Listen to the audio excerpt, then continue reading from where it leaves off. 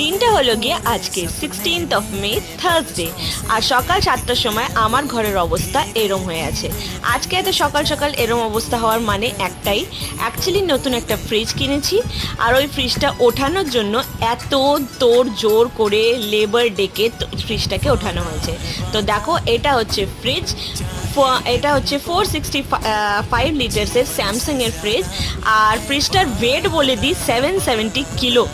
তো এই ফ্রিজটা ওঠাতে আমাদের প্রায় সবারই অবস্থা একদম কাহিল হয়ে গেছিলো। আমরা তো ওঠাতেই পারিনি, আমরা 4টে লেবার আরও দিয়ে উঠিয়েছি। তো ফ্রিজের মধ্যেটা আমি তোমাদেরকে দেখিয়ে দিচ্ছি। কনভার্টেবল ফ্রিজ যেরকম আজকাল চলছে, দেখতেই পাচ্ছ, আর খুবই স্পেশিয়াস। তো তোমাদের এটা কেমন লাগলো বলবে। আর যে রেড ফ্রিজটা আগে দেখলে, ওটা আমার আগের ফ্রিজ এলজির। কেমন লাগলো সবার কমেন্ট করে প্লিজ জানাতে ভুলো না।